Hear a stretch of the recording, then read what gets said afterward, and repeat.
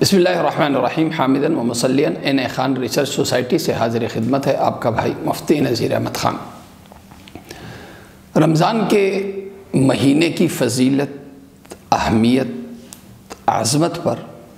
جناب رسول کریم صلی اللہ علیہ وسلم کا ایک بڑا جامع خطبہ ہے، جس کو سنن بہقی نے نقل کیا ہے اور راوی ہیں حضرت سلمان فارسی رضی اللہ عنہ۔ وہ کہتے ہیں کہ اللہ کے نبی صلی اللہ علیہ وسلم نے ہمیں خطبہ دیا، اور یہ خطبہ شعبان کے مہینے کے آخری دن کہ رمضان میں صرف ایک دن یا کل رمضان تھا، اور اللہ کے نبی صلی اللہ علیہ وسلم نے رمضان کی فضیلت اور اہمیت پر یہ خطبہ ارشاد فرمایا۔ آپ نے فرمایا یا ایھا الناس، اے لوگو، قد اظلکم شہر عظیم مبارک، تم پر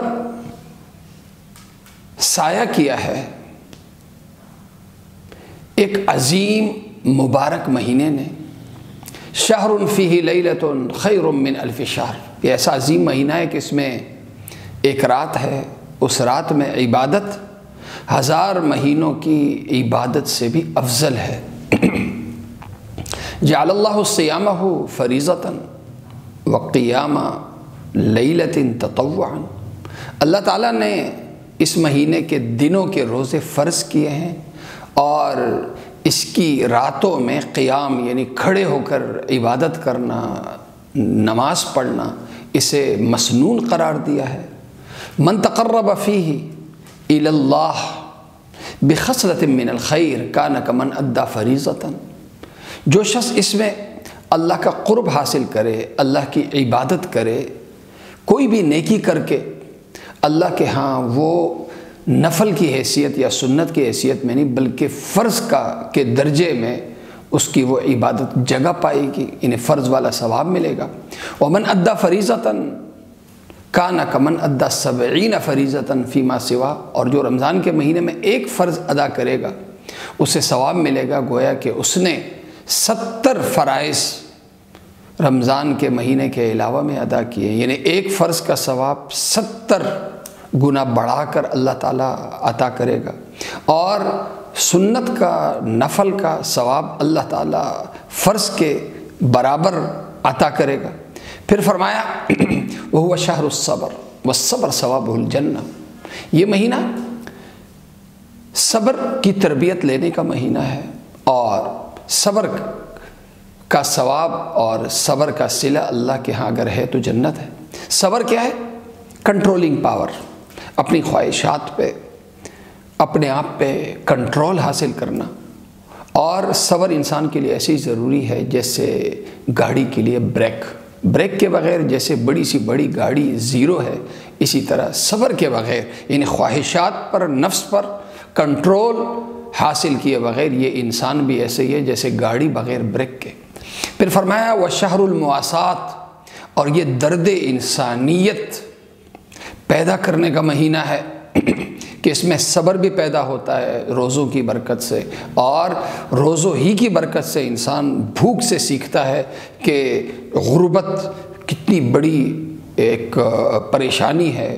لوگوں کے لیے، تو اس کے دل میں جیسے اولاد کے لیے جو درد ہوتا ہے وہی درد عام انسانوں کے لیے بھی پیدا ہو جاتا ہے۔ تو فرمایا شہر المواسات شہر فیہ یزاد رزق المومن، یہ وہ مہینہ ہے کہ اللہ تعالیٰ اس مہینے میں مومن کی روزی میں اضافہ کرتا ہے۔ پھر آگے فرمایا من فطر فیہ صائما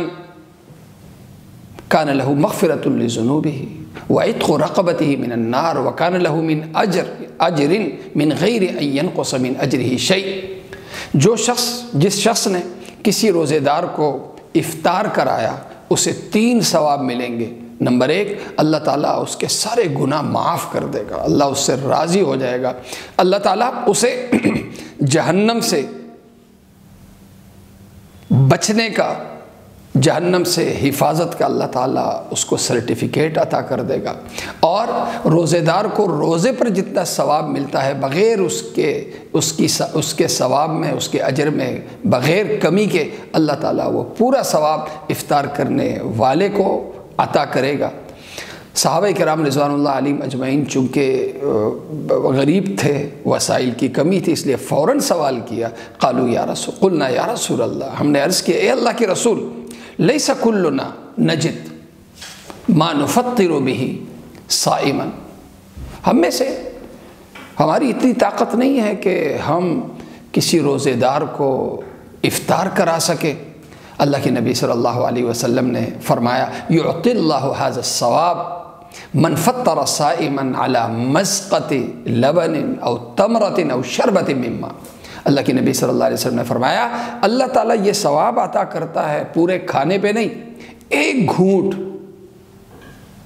گھونٹ پانی پر، ایک کھجور پر، اور یا دودھ چکھانے پر، دودھ چکھا دیا اللہ نے اس پہ بھی اجر دے دیا، کھجور کھلا دی یا کھجور کا ٹکڑا کھلا دیا اللہ نے اس پہ بھی اجر دے دیا، یا پانی کا ایک گھونٹ پلا دیا اللہ تعالیٰ نے اس پر بھی یہ اجر دیا۔ اور پھر آگے فرمایا من اشبع صائما سقاہ اللہ من حوضی شربتا لا یظمأ حتی یدخل الجنہ، اگر ایک شخص نے کسی روزے دار کو پیٹ بھر کر کھانا کھلایا تو اللہ تعالیٰ قیامت والے دن میرے حوض سے اس کو پانی پلائے گا، اور وہ پانی ایسا ہوگا کہ جنت میں داخل ہونے تک اسے بھوک نہیں لگے گی۔ پھر فرمایا اللہ کے نبی صلی اللہ علیہ وسلم نے یہ وہ مہینہ ہے اولہ رحمت و اوسطہ مغفرت و آخرہ عتق من النار، یہ وہ مہینہ ہے کہ اس کا پہلا عشرہ رحمت ہی رحمت ہے، اس کا دوسرا عشرہ وہ مغفرت ہی مغفرت ہے، اللہ کی طرف سے بخشش کا اعلان ہوتا ہے، اور اس کا جو آخری عشرہ ہے وہ جہنم سے حفاظت کا سرٹیفکیٹ ملنا ہے، یا جہنم سے چھٹکارا اور جہنم سے آزادی ملنے کا عشرہ ہے کہ آدمی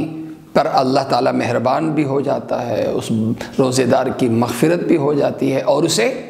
جہنم سے حفاظت کا سرٹیفکیٹ اور سند بھی مل جاتا ہے۔ پھر اللہ کے نبی صلی اللہ علیہ وسلم نے فرمایا وَمَنْ خَفَّفَ عَنْ مَمْلُوكِهِ فِيهِ غَفَرَ اللَّهُ لَهُ وَأَعْتَقَهُ مِنَ النَّارِ، ایک شخص اپنے ملازم کا بوجھ ہلکا کرے، 12 گھنٹے کی ڈیوٹی ہے 10 گھنٹے کر دی، 2 گھنٹے کم کر دیے، یا 10 گھنٹے کی ڈیوٹی ہے 8 گھنٹے کر دیا، یا وقت آدھا کر دیا، یا کام کم کر دیا، کام کا لوڈ کم کر دیا، اس لیے کہ یہ ملازم روزے دار ہے، اس لیے رمضان کا مہینہ ہے، اس لیے ترس کھا کے اپنے ملازم کا بوجھ جو ہلکا کرے گا اللہ تعالیٰ کیا کرے گا، غفر اللہ لہ، اللہ راضی ہو کے اس کے سارے گناہ بخش دے گا، وَأَعْتَقَهُ مِنَ النَّارِ، اور اللہ تعالیٰ جہنم سے اس کو چھٹکارا اور نجات عطا کر دے گا۔ تو میرے بھائی اتنا عظیم مہینہ ہے، اس خطبے میں جو جامعیت ہے، ایسی جامعیت ہے کہ اس نے رمضان کے فضائل، رمضان کی برکات اور رمضان کی عظمتیں اس حدیث میں اللہ کے نبی صلی اللہ علیہ وسلم نے سمیٹ دی ہیں۔ بس سننا نہیں،